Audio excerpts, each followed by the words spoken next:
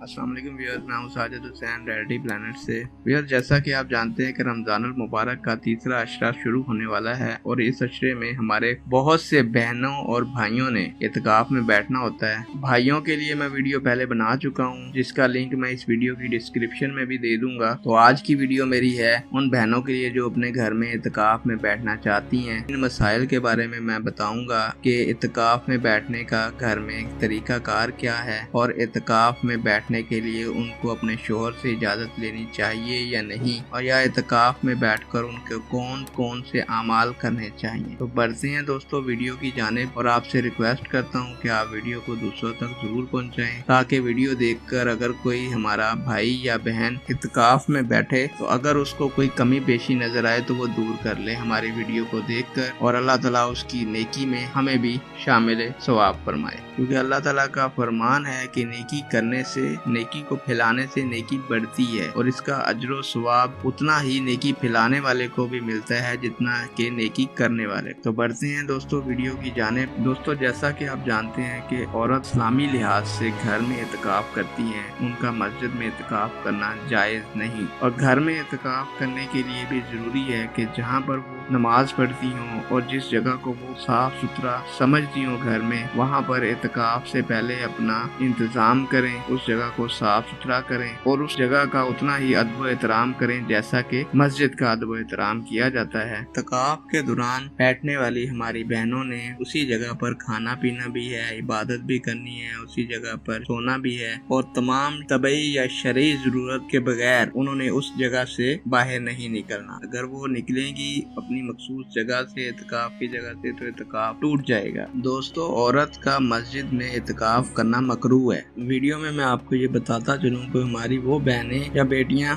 जिनके घरों में काम काज के लिए कोई और बंदा नहीं है, वो मसनून इत्काफ के लिए ना बैठी, बल्कि ऐसी बहनों के लिए चाहिए कि वो अपने कामों से फारग होकर इस मखसूस जगह पर जिक्र तलावत करें और इस मुकद्दस महीने की बरकत से फायदा उठाएं।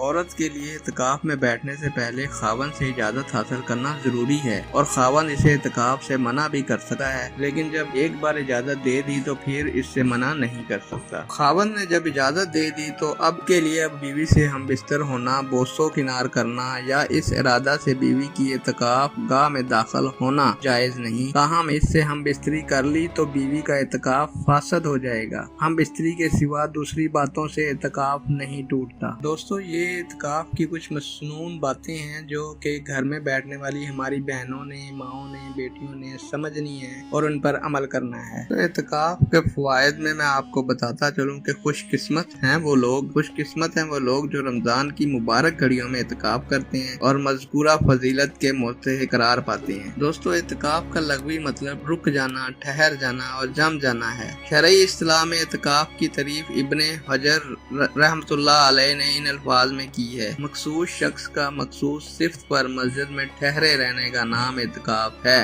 इत्काफ की मुद्दत के बारे में मैं बता दूं कि रमजान में भी और गैर रमजान में भी इत्काफ किया जाता है, लेकिन रमजान में किया गया इत्काफ फजीलत रखता है। रमजान के आखिर अशरा में इत्काफ करना सुन्नत है। जज़ाकल्लाह। अल्लाह ताला आप लोगों का हामी और नासर हो।